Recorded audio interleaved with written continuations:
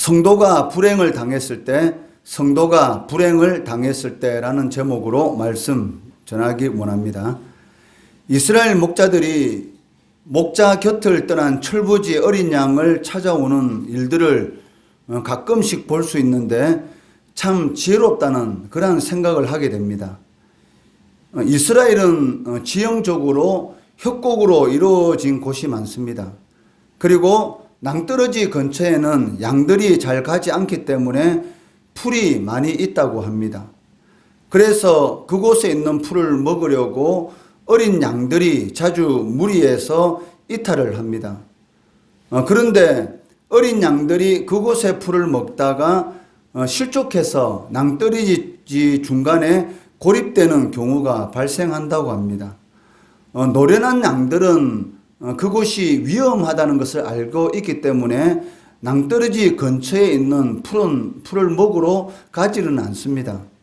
그렇지만 어린 양들은 그러한 경험이 없기 때문에 일단 눈에 보이는 그러한 풀이 보이면 낭떠러지다든지 전혀 구분 없이 그 풀을 먹으려고 하다가 실족해서 이 낭떠러지 중간에 고립되는 그러한 경우가 발생한다는 것이죠.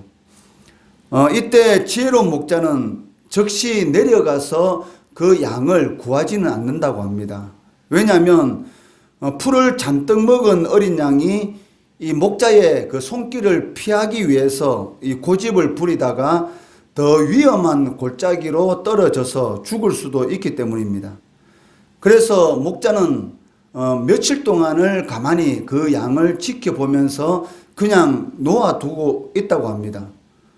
그러면 양이 스스로 지치게 되고 자신이 이 위기에 빠진 것을 알게 되고 그때 이 어린 양이 목자를 이렇게 부르기 시작한다고 합니다. 그때 비로소 양이 탈진했을 때 내려가서 그 어린 양을 목자가 이렇게 구해준다는 것이죠. 그러한 모습을 통해서 이 목자들이 위험에 처한 그러한 어린 양을 이렇게 구해오는 그러한 모습을 통해서 지혜로운 그러한 이러한 행동들을 볼 수가 있다는 것이죠.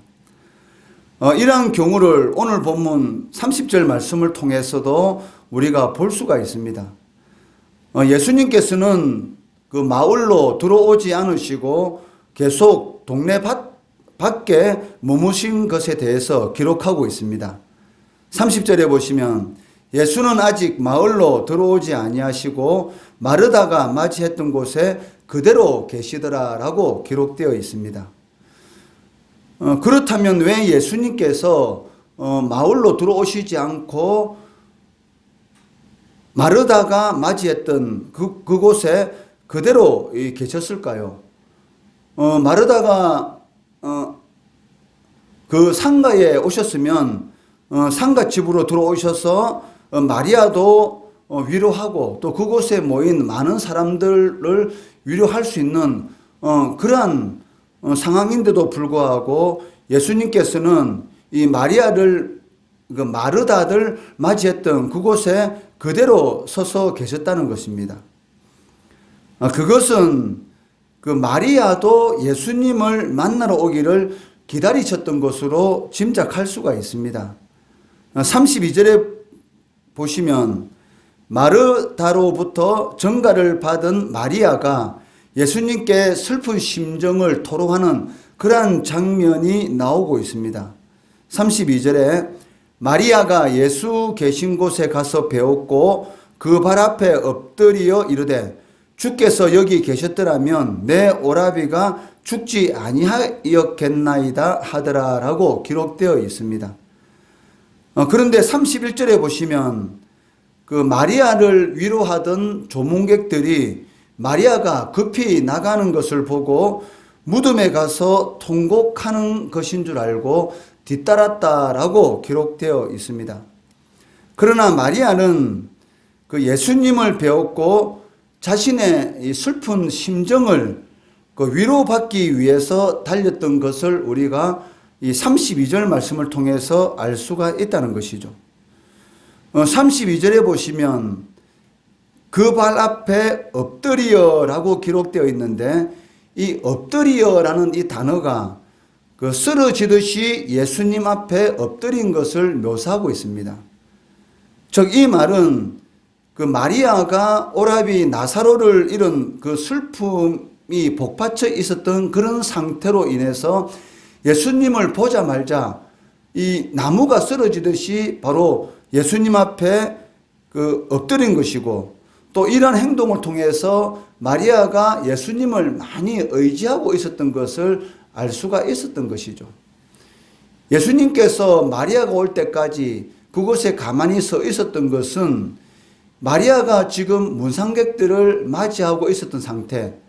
왜냐하면 그 마르다나 마리아나 두 사람 중에 한 사람은 이 문상 온 사람들을 이렇게 맞이해야 될 그런 상황이었기 때문에 두 사람 다 한꺼번에 예수님을 이 맞이하러 올 수 없는 그런 상황이었고, 또 어떻게 보면은 그 바쁜 와중 가운데서 마리아는 예수님께서 지금 이곳으로 오고 있다라는 그런 소리를 못 들을 수 있는 그런 상황이었던 것이죠. 그래서 마르다를 통해서 예수님께서 가까운 곳에 오셨다는 소리를 듣고 바로 일어나서 뛰쳐 나가는 그런 모습을 볼 수가 있었습니다. 이런 마리아 행동을 통해서 예수님께서는 그 진정한 위로는 이 사람으로부터 오는 것이 아니라 예수님으로부터 온다는 것을 깨닫도록 하기 위한 그러한 목적도 있었다는 것이죠. 사실 아무리 나를 사랑하는 사람들이 위로해 준다고 할지라도 사람의 위로는 한계가 있습니다. 많은 사람들이 그 문상을 와서 마르다나 마리아를 위로했을 것입니다. 그렇지만 그 순간은 사람의 위로가 어느 정도는 힘이 되었을 줄 모르지만 그 슬픔의 원인은 제거할 수 없었던 것이죠. 그렇기 때문에 아무리 많은 사람들이 내가 어려운 일을 겪었을 때 많은 말로 위로를 해주지만 실제적인 그러한 위로는 될 수가 없다는 것이죠. 사람의 위로는 어느 정도 이 한계가 있기 때문에 그 자체로만 끝날 수밖에 없다는 것입니다. 그러나 주님의 위로는 다릅니다. 우리가 어떤 불행을 당해도 그 불행을 근본적으로 해결해 주시고 그 불행을 뛰어넘는 그것을 기쁨으로 바꾸어 줄 수 있는 분이 누구시냐면 바로 주님이시란 것이죠. 그 앞에서 예수님은 슬퍼하는 마르다에게 나는 부활이요 생명이니 나를 믿는 자는 죽어도 살 것이다 라는 이러한 말씀을 통해서 죽은 자도 능히 살릴 수 있다는 그런 믿음을 이 마르다에게 주심으로 인해서 슬픔을 기쁨으로 바꾸어 놓으셨던 것을 우리는 그 앞에서 이미 살펴볼 수가 있었습니다. 이를 통해서 우리가 알 수가 있는 것은 예수님은 이 말로만 위로해 주시는 분이 아니라 실제로 그 성도를 슬프게 만든 그런 불행의 원인을 제게 주어서 위로해 주시는 분이시다라는 것을 알 수가 있다는 것이죠. 우리가 이미 알고 있는 바와 같이 예수님은 죽은 나사로 때문에 슬퍼하는 두 자매에게 슬픔의 원인인 이 나사로의 죽음을 다시 살려주심으로 인해서 위로해 주셨던 것을 우리가 살펴볼 수가 있었습니다. 그렇기 때문에 그 성도가 불행을 당했을 때 가장 먼저 찾아야 될 분이 누구시냐면 바로 주님이란 것입니다. 그러니까 주님을 찾아야 되는 그 이유가 무엇이냐면 이 불행의 근본적인 원인을 해결할 수 있는 분이 바로 주님이시기 때문인 것이죠. 오늘 본문 말씀에는 예수님을 맞이하는 두 부류의 사람들을 볼 수가 있습니다. 하나는 조금 전에 살펴본 마리아로 대변되는 부류로 예수님을 향한 이 뜨거운 가슴을 안고 예수님이 계신 곳으로 급히 달려나가 맞이하는 그 믿는 자들인 것이죠. 또 다른 부류는 그 조문객들로 대변되는 부류인데, 이들은 예수님을 이해하지 못하고 비판적인 시각에서만 바라보는 그 영적으로 무지하고 배타적인 사람들이다라고 이렇게 할 수가 있습니다. 그러니까 똑같은 장소에 사람들이 있었지만 그 예수님에 대한 그런 간절한 마음을 가지고 예수님을 맞이하는 사람들이 있고, 반대로 그러니까 배타적인 그러한 마음을 가지고 예수님을 바라보는 그러한 사람들이 있다는 것이죠.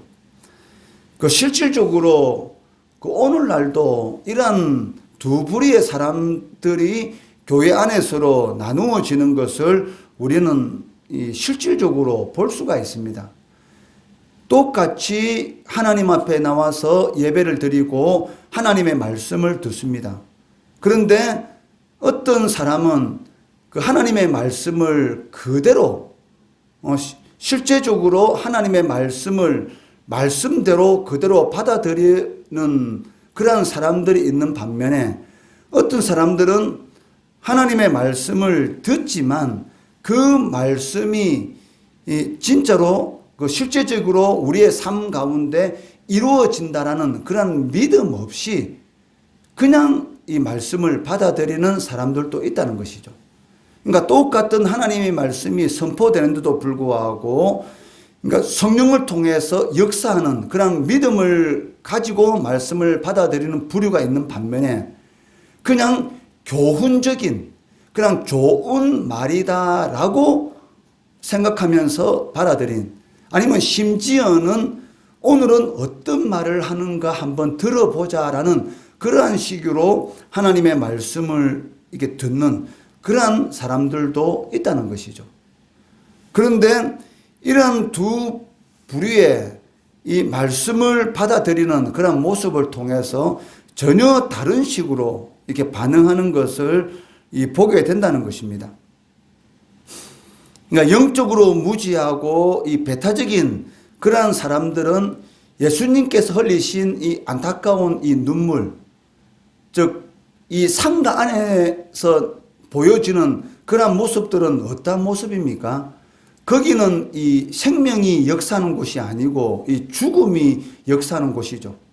그러니까 아무 소망이 없는, 오직 그 안에서는 슬픔만이 있고 눈물만이 있고 더 이상 소망이 없는 그러한 상황 가운데 있었습니다. 그러한 죽음이 지배하는 그곳을 이렇게 생명으로 바꿀 수 있는 그분이 누구시냐면 바로 우리의 주님인 것이죠.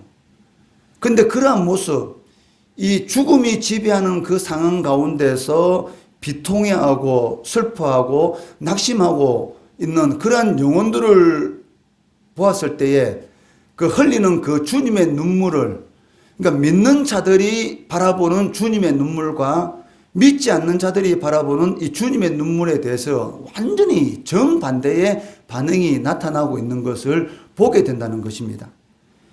이 37절 말씀해 보시면 그중 어떤 이는 말하되 맹인의 눈을 뜨게 한 이 사람이 그 사람은 죽지 않게 할 수 없었더냐 하더라 라고 기록하고 있습니다. 이 말이 무슨 의미입니까? 이 말은 예수께서 만일 소경의 눈을 뜨게 하였다면 이 앞에 있었던 사건, 날 때부터 맹인된 사람의 눈을 뜨게 한 그 사건이 있었습니다. 그러니까 이 사건을 본 사람들이, 즉 바리새인으로부터 보냄을 받은 사람들, 또 바리새인들이 바로 이 나사로의 이 죽음의 이 장소에 와 있었던 것이죠. 그러니까 날 때부터 맹인된 사람이 눈을 뜬 그 사건에 대해서 부정적인 그러한 생각을 가지고 있었던 사람들이 지금 이 나사로의 이 장례식장에도 와 있었는데, 그 사람들이 예수님이 흘리는 그 눈물을 보고 어떻게 반응하냐면, 예수님께서는 이 나사로를 살리지 못해서 거기에 대한 한계를 가지고 안타까운 마음으로 눈물을 흘리고 있다라고 지금 생각하고 있다는 것입니다. 만일 소경의 눈을 뜨게 하였다면 나사로를 죽지 않게 할 수도 있었을 것인데 나사로가 죽은 것으로 보아서 날 때부터 맹인된 사람의 눈을 뜨게 하였던 것도 어떻게 보면 거짓된 것이 아니냐라는 이런 비아냥거림의 말이라는 것을 우리는 알 수가 있다는 것이죠. 도옥 같은 그 예수님의 이 눈물을 보면서도 이처럼 배타적으로 받아들이는 그러한 사람들이 있다는 것입니다. 그런데 중요한 것은 주님의 말씀에 대해서, 즉 주님이 하시는 모든 일에 대해서 이렇게 배타적으로 받아들이는 사람들은 그런 주님으로부터 오는 그 영원한 생명, 즉 참된 생명과 은혜를 풍성히 누리지 못한다는 것이죠. 이미 살펴보았듯이 예수님은 말로만 우리를 위로해 주시는 분이 아닙니다. 실제적으로 성도들의 이런 슬프게 만드는 그런 불행의 원인을 제거해 주시고 그로 인해서 세상에 줄 수 없는 그러한 위로를 우리에게 주시는 분이 바로 주님이시란 것이죠. 주님은 지금도 우리의 삶 가운데 역사하고 계시고 우리와 동행하는 그러한 삶을 살아가고 계시고 성도를 슬프게 만드는 그러한 모든 불행의 근본적인 원인들을 제거해 주시는 분입니다. 그렇기 때문에 우리가 하나님의 말씀에 대해서 어떠한 마음으로 받아들이느냐, 그 말씀을 우리의 실제적인 삶 가운데 역사는 그 말씀으로 받아들이면 그 믿음대로 우리의 삶 가운데 그런 역사가 나타나는 것이고, 그냥 말씀을 받아들이면서도 불구하고 배타적으로 그런 마음으로 그 말씀을 받아들이게 된다면 그 말씀은 그냥 공허한 메아리로 끝나게 된다는 것이죠. 하나님의 말씀이 선포될 때에, 그리고 성경에 기록된 그런 모든 말씀들을 믿을 때에 우리의 삶 가운데서 슬픔을 기쁨으로 변화시키는, 그리고 없는 것을 있는 것으로 부르시고 바라볼 수 없는 그런 상황 가운데 있을지라도 바라볼 수 있는 그런 역사를 일으키시는 분이 바로 우리 주님이십니다. 이런 주님의 생명의 능력을 삶 가운데 체험하시는 성도 되시기를 주의 이름으로 축원합니다.